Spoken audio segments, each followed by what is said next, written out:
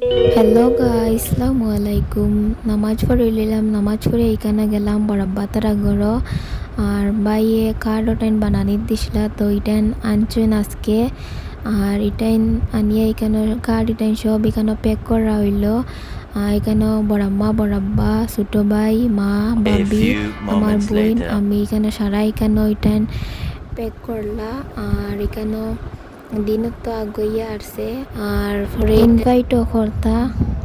আর আপনারা যারা যারা আমার চ্যানেলটা নয়া দেখায় প্লিজ সাবস্ক্রাইব করিয়ে রাখিও আর ভিডিওটা শেয়ার করিও।